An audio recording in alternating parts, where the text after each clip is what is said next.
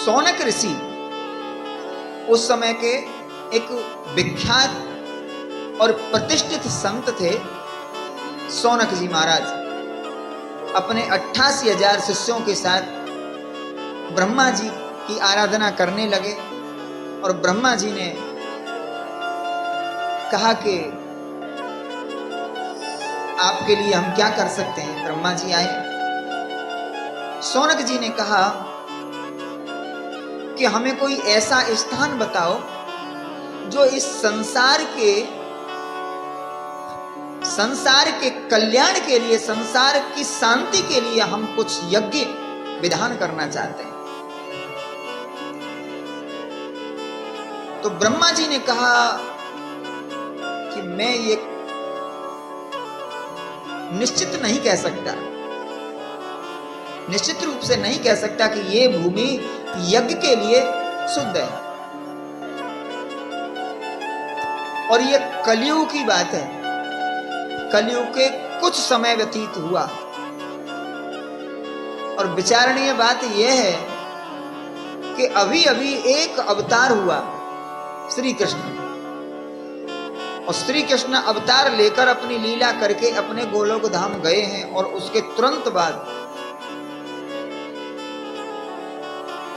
इस समय महाराज जन्मेजय राज्य किया करते थे और भगवान के प्रपौत्र वज्रनाव मथुरा पर राज्य करते थे। लगभग उस समय की बात है।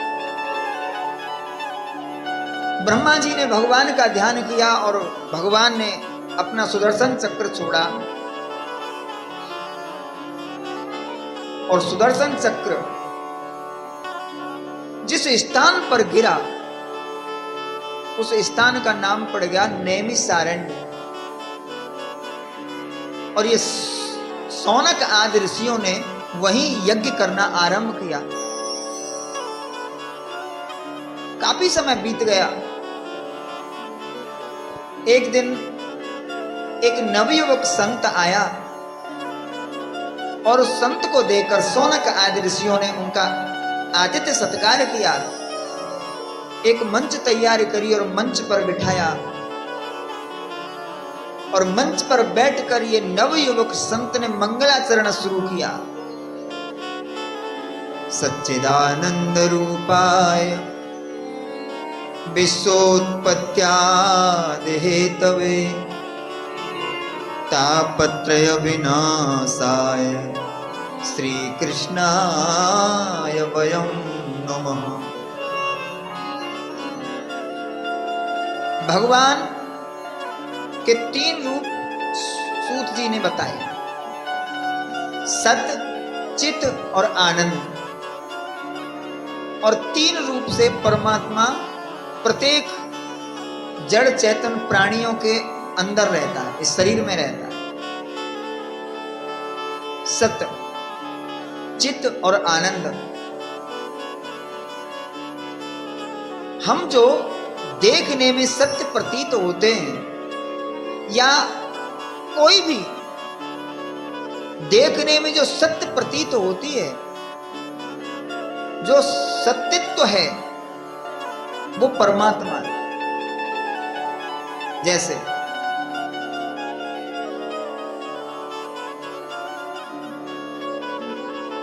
अभी हमारी कोई उपाधि है, प्रत्येक आदमी के पहचान के लिए कोई न कोई उपाधि दी रखी है, कोई नाम दे रखा है और अभी तक उसकी उपाधि बरकरार है और उसकी मृत्यु हो गई तो उपाधि भी खत्म, उसकी उपाधि बदल गई, उसकी उपाधि बन गई मुर्दा, मुर्दा हो गया। अब वो न चल सकता है और चलने की फिरने की बात छोड़ो, आप उसको स्पर्श करो, पकड़ो, खींचो, काटो, छांटो, कुछ भी करो, उसको क्या? तो उसके अंदर जो मनुष्यत्व है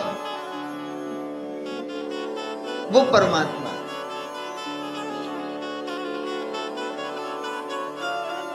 रस में जो रसत्व है वो परमात्मा है। पुरुष में जो पुरुषत्व है वो परमात्मा है, और स्त्री में जो स्त्रीत्व है वो परमात्मा है।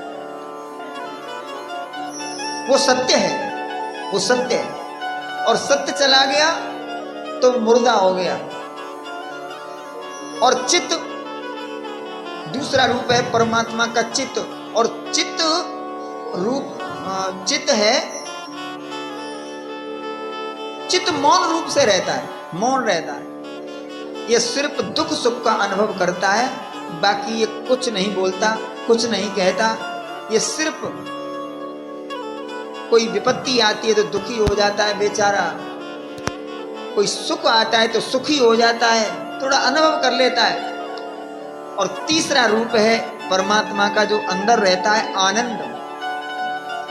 आनंद का कोई विरोधी शब्द नहीं है, इसलिए आनंद साक्षात ब्रह्म है, साक्षात परमात्मा है। सुख में और आनंद में अंतर है। आज हम सुखी हैं तो हो सकता है कि थोड़ी देर बाद हमको दुख आ जाए, लेकिन जब आनंद आ गया हमको तो फिर कभी दुख नहीं आ सकता, क्योंकि आनंद परमात्मा है। आनंद साक्षात परमात्मा है। और आज हम जो परेशान हैं, दुखी हैं, वो क्यों दुखी हैं? हम उस आनंद को खोज रहे हैं। प्रत्येक प्राणी उस आनंद को खोजता है, और वो देखता है कि हम ये काम करेंगे तो हमको आनंद मिलेगा, ये काम करेंगे तो हमें आनंद मिलेगा, हम पढ़ जाएंगे तो आनंद मिलेगा, पत्नी आ जाएगी तो आनंद मिलेगा, बच्चे हो जाएंगे तो आनंद मिलेगा, आदि आदि। लेकिन कस्तूरी कुंडल बसे मृग ढूंढे वनमाय। जिस आनंद को हम बाहर दूसरे लोगों में खोजते हैं, अन्य सांसारिक की वस्तुओं में खोजते हैं, वो अंदर हमारे अंदर है, हमारे अंदर है, वो अप्रगट है। हम सोचते हैं कि वो आनंद हमारे पास नहीं, हमारे पास में तो है लेकिन अप्रगट है। उसको प्रकट करने की आवश्यकता है, और उसको प्रकट करने के लिए किसी सत्पुरुष की आवश्यकता है। उस अप्रगट आनंद को कोई सत्पुरुष, कोई गुरु ही उसे जागृत कर सकता है और हमें आनंद प्राप्त कर सकता है। किसी ने पूछा कि ये करता क्या है? बोले विश्वोत्पत्त्यादि हेतवे। विश्व की उत्पत्ति करता है, पालन करता है और संहार करता है। इसलिए तुम इस परमात्मा का ध्यान करो, भजन करो, प्रार्थना करो। किसी ने कहा कि देखो,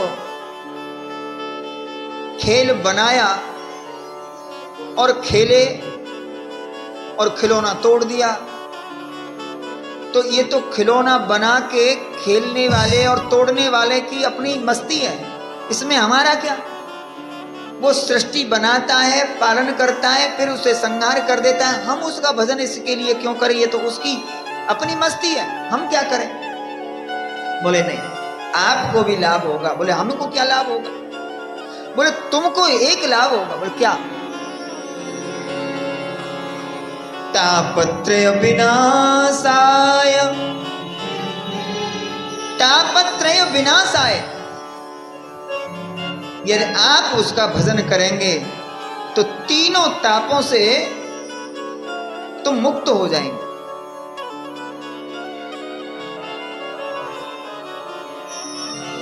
तीनों तापों से वो तुम्हें मुक्त कर दे। आदि दैविक, आदि भौतिक और आध्यात्मिक, तीन प्रकार के ताप होते हैं। एक ताप होता है घर में धन खूब है,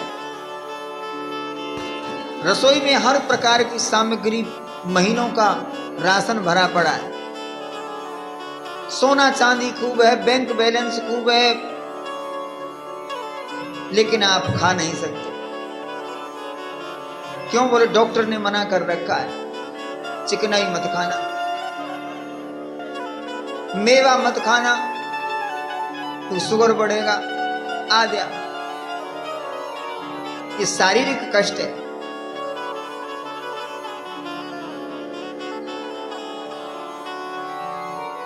आपके पास खूब पैसा है, खूब बैंक बैलेंस है, खूब जमीन जायदाद है, खूब अच्छी कोठी है, बंगला है, सब कुछ है, गाड़ी है, सब कुछ है, घर में कोई पुत्र नहीं है।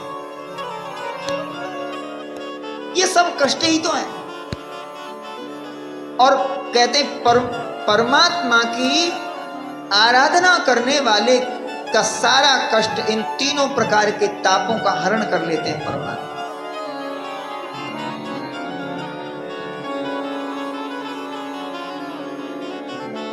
कृष्णा रटे से, कृष्णा रटे से तृष्णा मिटे रे, कृष्णा कृष्णा बोल रे, कृष्णा रटे से कृष्णा मिटे रे, कृष्णा कृष्णा बोल रे, कृष्णा।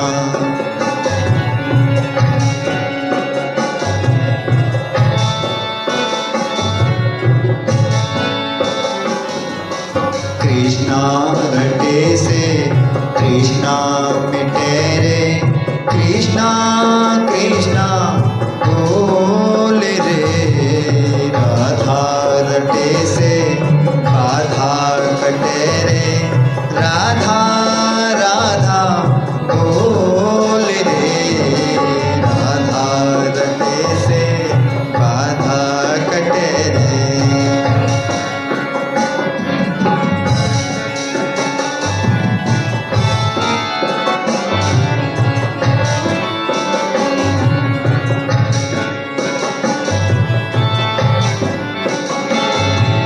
मन मंदिर में श्याम बसाले, मीरा के घन श्याम बसाले, मन मंदिर में श्याम बसाले, मीरा के घन श्याम बसाले, मन मंदिर में श्याम बसाले, मीरा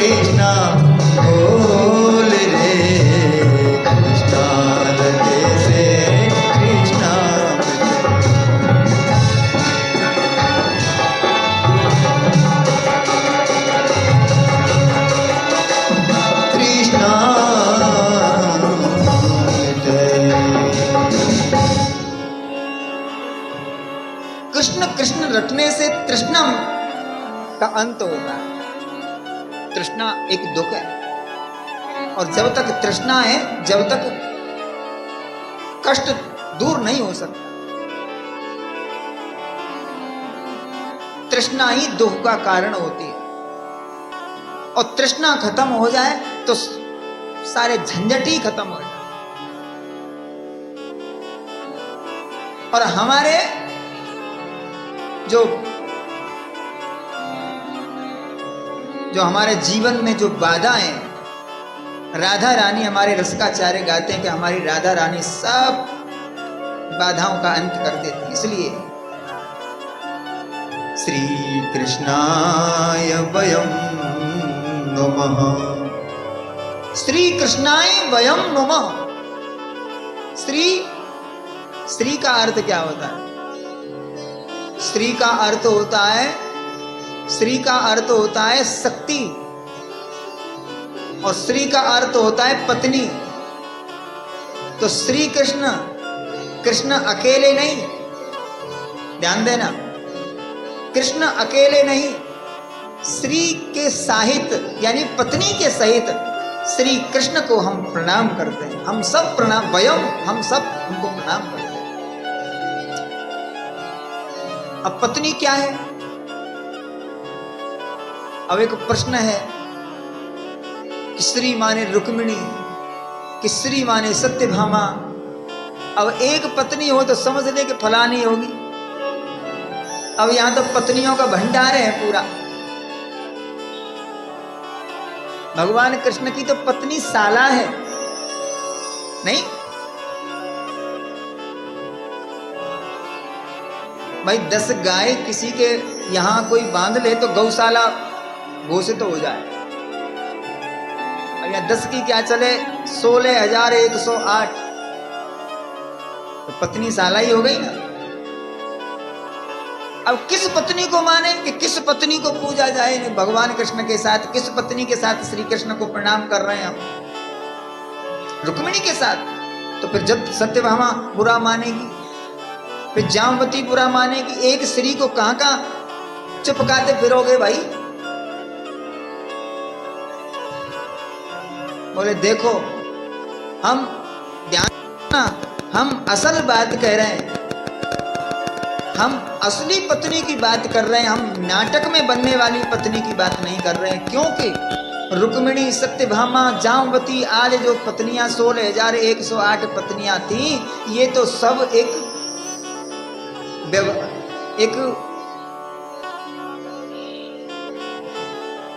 ये तो व्यवहार की लीला की पत्नी थी। भगवान की 2 प्रकार की लीला होती है, एक व्यवहार की लीला, एक अव्यवहार की लीला, एक नित्य लीला, एक अनित्य लीला।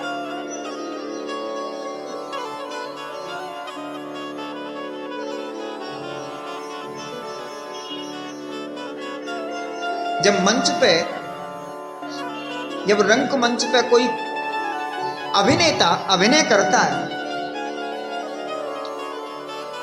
तो कई बार उसकी पत्नी उसकी मां बन के चली जाती है। ऐसा होता है कि नहीं?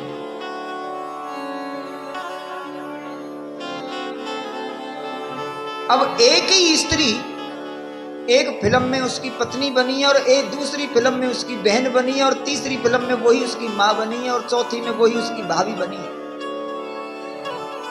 तो ये एक नाटक है, ये तो अभिनय है।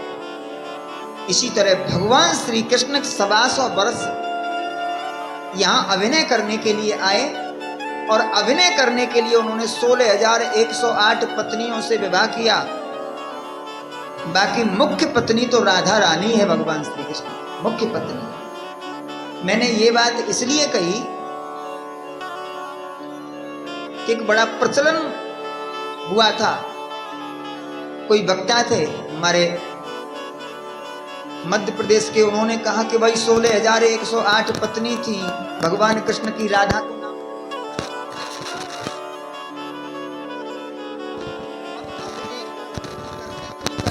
जाता है तो अपनी पत्नी को थोड़ी लेके जाता है भाई, हैं? अपनी पत्नी को लेके जाएगा कि नहीं? मैं अभिनय करने के लिए जा रहा हूं, तू मेरे साथ मंच पर खड़ी रहना, नहीं लेके जाता ना। वहां तो वो अलग से बनते हैं नकली। वास्तव में भगवान कृष्ण की पत्नी राधा ही असली पत्नी है। आप गर्ग संहिता पढ़िए, आप ब्रह्म वैवर्त पुराण पढ़िए, पद्म पुराण पढ़िए, आदि आदि स्कंद पुराण आदि आदि ग्रंथों में ये है। तो यहाँ सिर्फ और सिर्फ पत्नी के रूप में श्री राधा रानी को ही प्रणमन किया है। श्री कृष्णाय वयम नमः यम प्रव्रजन्तमनुपेतमपेत कृत्यम द्वैपायनो विरह कातर आजुहाव पुत्रेति तन्मयतया तरभो विनेधोस् तम सर्वभूत हृदयं मुनिमानतोऽस्मि।